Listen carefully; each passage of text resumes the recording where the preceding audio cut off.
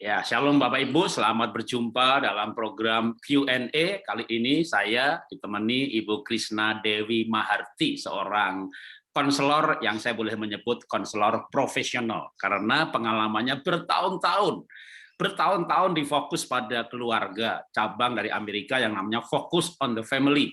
Lalu cukup lama juga di Family First Indonesia yang merupakan cabang dari Family First Internasional. Jadi dua lembaga itu berstandar konseling dan pengajarannya lembaga internasional. Dan yang tidak kalah lamanya juga tentu mengisi radio dan berbagai program channel juga di YouTube, televisi. Maka kalau Bapak Ibu mau konseling secara profesional, waduh ya. Profesional itu ya, kayaknya Bu Krishna perlu buka lembaga konseling deh. Iya. Konseling profesional, dalam arti ya saya kan beberapa teman itu ya Pak Samiton, Ibu Ani atau Pak Julianto kan membuka lembaga konseling profesional. Profesional dalam arti ya bukan kayak di gereja atau kayak saya gini ya. Saya ini kan bukan profesional dalam arti pengajar profesional. Tapi kalau konselor bukan. Kalau ada waktu dan lebih banyak nggak ada waktu. Tapi kalau konselor profesional kan memang menyediakan waktu, satu orang ditangani 5 kali 10 sesi gitu ya, tapi ya konsekuensinya jelas ya kan, ini perlu saya pertegas gitu ya, bayar. Kan konselor harus hidup ya, pendeta dapat kolektor, dapat perpuluhan. Nah, penginjil konselor ini kadang dapatnya terima kasih. Waktunya berjam-jam gitu ya. Nah, kecuali ya kalau saya memang tidak menamakan diri seorang konselor profesional, tapi pengajar yang menjawab pertanyaan. Oke, itu perkenalan kita dan kita langsung menjawab pertanyaan Bu Krishna ya. Siap. Saya membacakan pertanyaannya, nanti Ibu menjawab. Nah, saya ini mau cari yang gampang, Bu. Saya bagian nambahi. Nambahi kan lebih gampang. Lebih gampang dan lebih pinter. Itulah akalnya saya. Kan orang lain selalu bicara duluan, tinggal tambahi gitu. Ya, oke, saya akan bacakan. Cukup panjang, tapi ya saya baca aja pokoknya. Saya menikah sudah 11 tahun. Suami tadinya Kristen ateis. Sepertinya kepahitan, pernah gagal dalam pekerjaan. Sudah hobi selingkuh, jajan, nonton video porno, bahkan mungkin kategori adiksi. Dari kami berpacaran. Tapi istri baru tahu semua keburukan itu setelah menikah. Dia tutupi dengan pintarnya, tapi setelah menikah terbuka semuanya. Diampuni kembali selingkuh. Yang terakhir video seks online dengan orang tidak dikenal.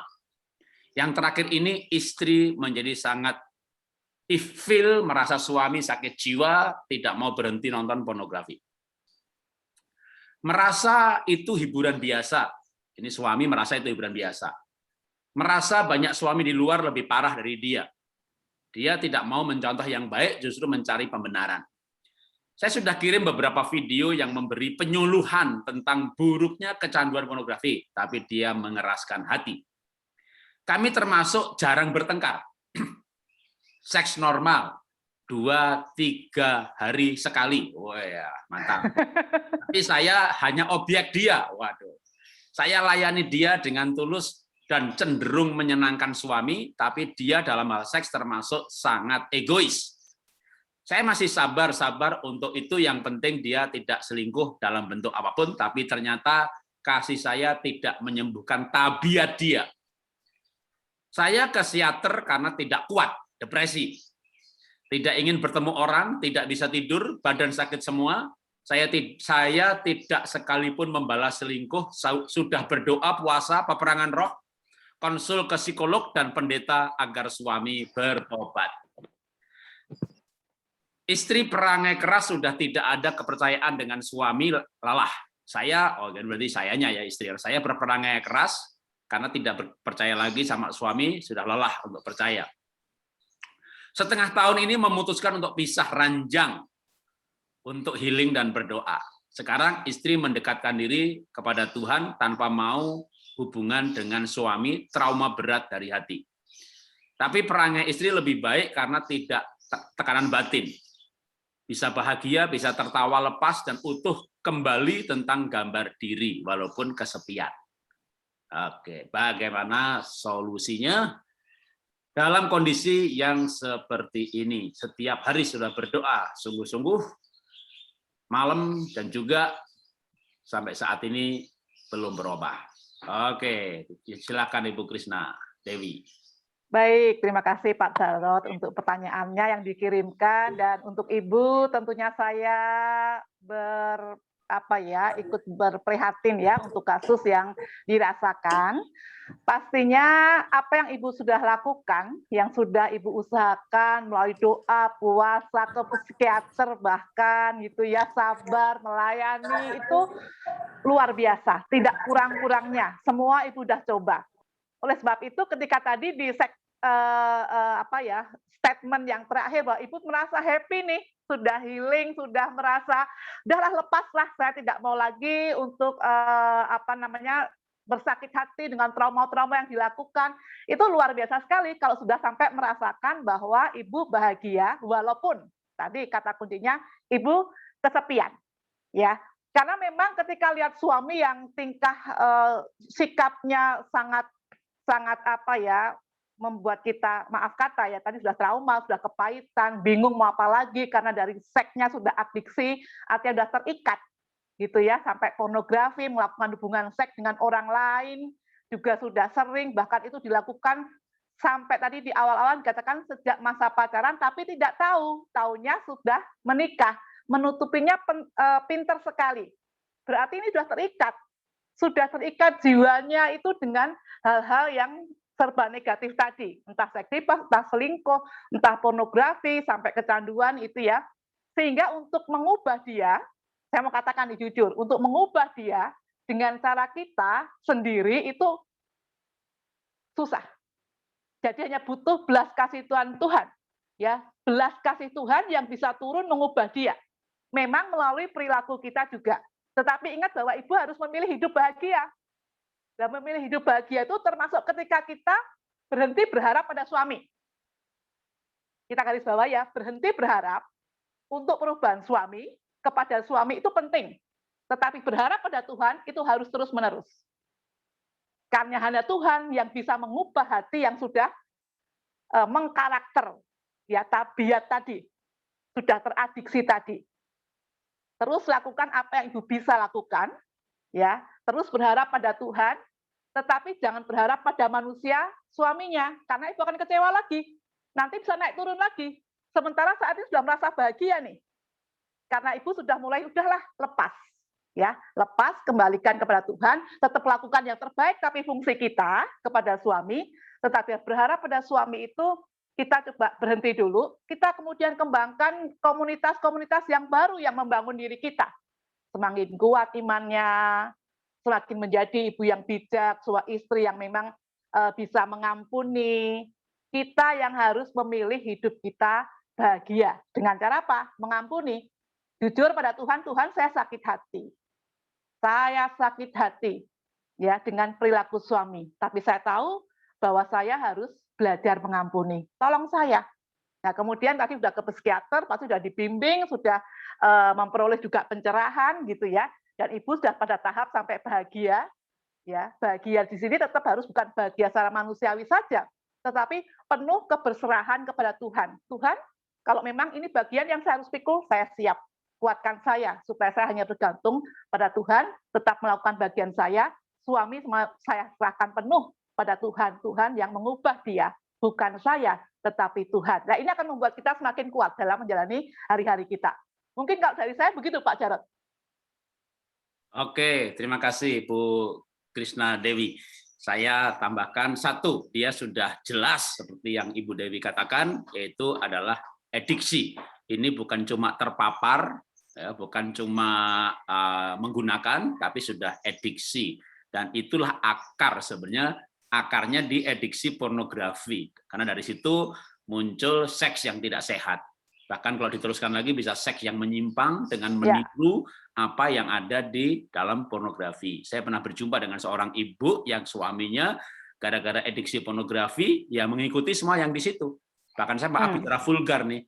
Jadi ini istrinya, maaf nih, saya bicara belak-belakan. Istrinya, maaf ya, istrinya itu payudaranya kecil. Lalu si suami ini ngelihat film pornografi, berposisi seperti yang di situ, dan karena yang di pornografi itu payudaranya gede, jadi sambil meremas payudara istrinya yang kecil, dia tuh berkata, gila gede banget, gila gede banget, gila gede banget itu. Itu kan benar-benar secara jiwa pun dia bukan melihat istri. Dia menikmati yang di pornografinya. Ini istri betul-betul diperlakukan seperti barang, seperti pemuas nafsu. Lalu kalau yang di film pornografi itu, maaf nih, istrinya dimasukin wanitanya dimasukin timun, ya istrinya dimasukin timun, dimasukin wortel, betul-betul gila. Itu adiksi pornografinya udah naik levelnya sampai kepada kebejatan seksual.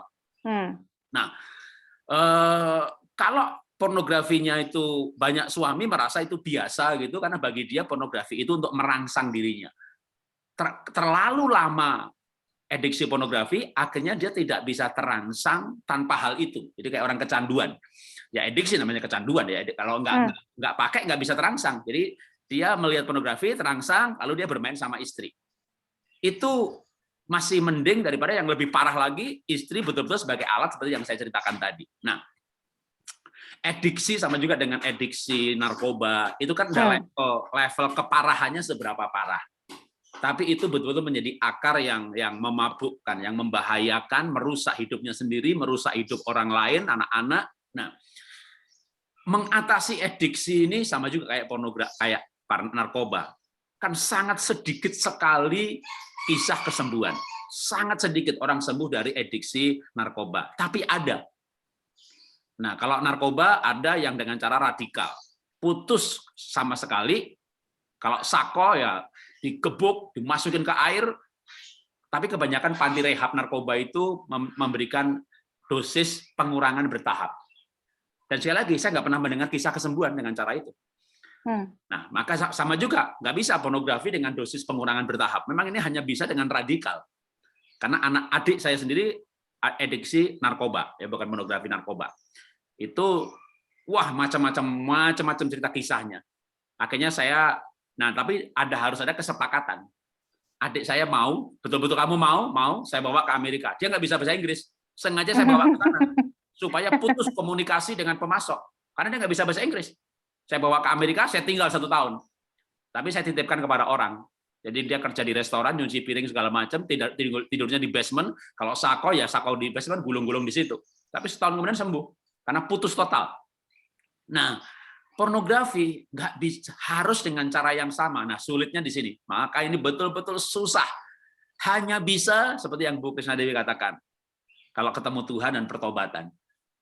Jadi kalau dia nganggap itu biasa, temanku lebih parah. Nah, mungkin temannya yang kayak tadi masukin wortel, masukin timun. Aku tuh masih sayang kamu, aku tuh masih setia, aku masih mau sama kamu. Temanku itu habis nonton film porno, ajak perempuan 2 ke rumah, main bertiga sama istri. Jadi kalau emang membandingkan dengan yang bejat itu ceritanya nggak ada habisnya. Nah, tapi makanya betul, ibu harus nggak boleh lelah berdoa, nggak boleh lelah berpuasa untuk suami. Udah betul banget tadi, hidup bahagia, masalah kesepian, masalah kesepian atasi dengan keramaian. Ya, cari komunitas. Ya, banyak komunitas, banyak kegiatan. Betul. Yang kedua, kesepian diatasi dengan merasa berarti. Ibu masuk aja pelayanan. Entah jadi guru sekolah minggu, melayani panti jompo, melayani orang sakit. Loh Pak, kan hidup saya, pernikahan saya nggak bener. Masa saya melayani? Nunggu sempurna baru melayani, saya pun belum boleh melayani. Karena kita akan disempurnakan waktu kita mati atau waktu Tuhan datang. Sambil melayani itulah kita disempurnakan. Asal ibu sudah lahir baru. Bahkan ibu bisa menolong orang lain yang punya pergumulan yang sama, tapi belum bisa bahagia. Nah, ibu akan berbagi. Makin ibu berbagi, makin ibu bahagia. Dan makin bahagia, dengan kebahagiaan yang berbeda ini, ibu tidak akan kesepian. Ya manusia lah, satu saat pasti akan ada rasa sepi itu kayak gitu ya. Itu normal. Tapi makin lama itu kalau dulu sepinya 2 jam, 3 jam gitu ya, mengasihani diri. Ini nanti sernya itu sebentar gitu loh.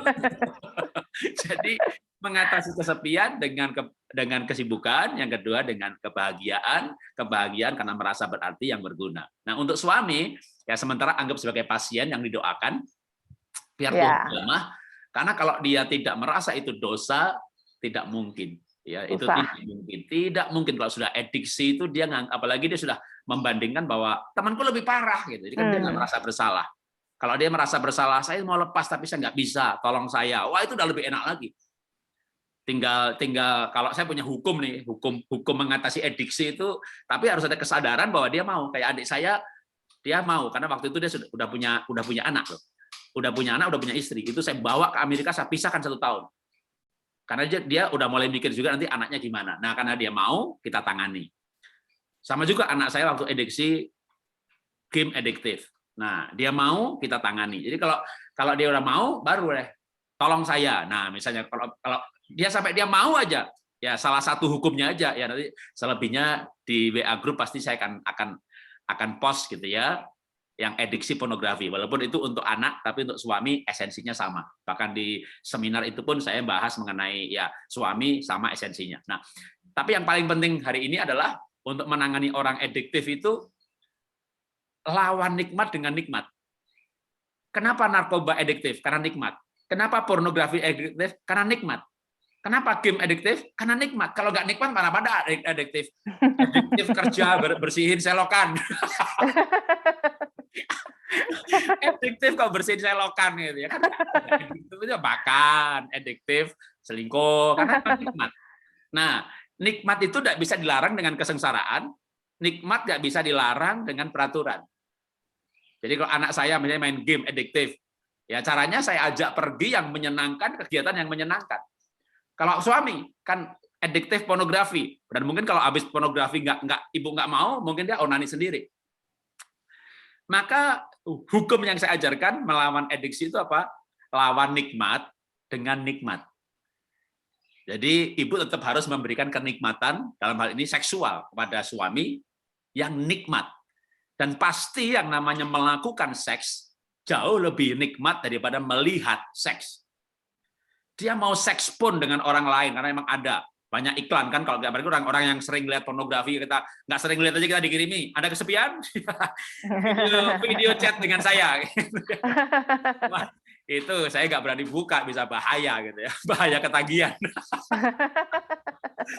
Tapi orang yang melakukan itu bercerita dalam konseling juga seperti ini, waduh gila Pak gitu. Nah emang gila, tapi tetap seenak-enaknya nonton wanita, bahkan mungkin yang seksi, yang montok, yang bule, melihat sama bermain tetap enak bermain. Jadi semerangsangnya melihat pornografi tetap lebih nikmat bermain seks. Maka kalau suami adiktif pornografi, yang bisa mengalahkan itu tuh bermain seks. Maka solusinya memang itu nggak gampang. Sudah saya dibully Pak, saya nggak disayang, masa bisa mau melayani seks. Tapi itulah caranya. Sama kalau anak saya game adiktif. Lalu saya larang, nggak boleh main game. Lalu ngapain dong Pak? Bantu Papa bersihin WC, nyapu, ya kerja. Itu melawan kenikmatan dengan kesengsaraan. Pak jangan main game dulu, ngapain? Bersihin tuh dapur. Itu melawan kenikmatan dengan kesengsaraan. Kalau gamenya adiktifnya apapun juga, termasuk adiktif pornografi. Jadi saya yakin kalau suami punya pilihan, nonton film porno atau main sama istri. Ini saya yakin laki-laki normal sebelum dia sakit jiwa loh ya. Dia pasti lebih enak main. Tapi disinilah letak kesulitannya. Inilah letak kesulitannya melepaskan laki-laki dari adiktif pornografi adalah dia mau main sama siapa yang enak, yang nikmat, yang bergairah. Inilah kesulitan yang terbesar bagi seorang istri untuk melayani suami yang dia kesel, dia benci, dia muak, dia jijik. Tapi sekali itu bisa, percaya saya, nikmat hanya bisa dilawan dengan yang lebih nikmat. Yang pertama, yang itu yang kedua. Yang pertama kan tadi pertobatan, ya kan? Tapi ini 1 dan 2 ini ya sarser. Sekali lagi saya katakan itu tidak mudah. Itu tidak mudah, ya. Tetapi sesuatu yang sulit itu berarti bisa. Hanya susah. Dan saya sering bilang, kalau dalam hal konteks yang lain bukan soal adiksi seperti ini ya. Pak Jarod, kalau Bapak diabetes harus minum obat, Pak. Bisa nggak tanpa obat? Bisa, Pak, tapi susah. Saya bilang, kalau soal susah, kalau cuma susah, aku ini lahir susah, Pak. Saya lahir udah susah. Saya dilahirkan di emperan rumah. Nggak pakai suster, nggak pakai bidan, pakai dukun. Saya dari umur 5 tahun udah jualan es lilin. Saya kuliah di Bogor, tinggal di pinggir rumah Sungai Ciliwung. Saya menikah tahun 90, tinggal di pinggir kuburan. Saya bilang kalau cuma susah, aku ini puluhan tahun susah. Ya kalau Bapak bisa, kalau cuma susah saya bisa, Pak. Dan saya berhasil 8 tahun tanpa obat. Sekarang di usia yang sudah umur ini, ya saya minum obat karena mekanisme tubuh sepertinya sudah nggak nyandak dengan pola hidup sehat, tetap karena saya keturunan diabetes ibu saya. Jadi susah itu memang susah, tapi pasti bisa. Nah, cuma butuh kekuatan tambahan dari teman, dari komunitas, dari kebahagiaan. Dan kita doakan supaya ibu memiliki kekuatan, terutama tetap tadi sudah betul, fokus pada menjadi pribadi yang bahagia. Apapun dunia ini, karena dunia ini memang jahat. Ya. Orang-orang yang belum bertobat adalah orang-orang jahat. Tapi kita bahagia di tengah orang jahat. Kita dunia kan memang jahat ya kan. Kita kerja ditipu, kita bisnis dikhianati, punya anak diberontak. Dunia memang jahat, tapi kita bisa jadi orang yang bahagia. Atau lihat wajah saya. Nah, ini habis bangkrut rugi ratusan miliar. Dan bukan masih punya saldo. Istri saya emas, cincin, gelang udah habis semuanya dijual. Bahkan saya punya mobil dijual untuk biayai sekolah anak supaya selesai. Jadi kebangkrutan ini saya sudah mulai dengan beberapa tahun lalu, mulai rugi, nombokin, sampai akhirnya habis. Masuk pandemi itu saldo hanya hidup 3 bulan. Tapi kan mau lihat file saya di bulan kapan saja kan nggak ada wajah sedih. Saya mau jadi orang yang bahagia. Dan waktu saya bahagia, saya sanggup menghadapi apapun yang terjadi. Tentu konteksnya masalahnya berbeda. Ibu menghadapi suami yang memang bejat seperti itu, saya menghadapi masalah-masalah ekonomi. Tapi kita semuanya berjuang menghadapi masalah dengan kekuatan yang dari Tuhan. Tuhan memberkati.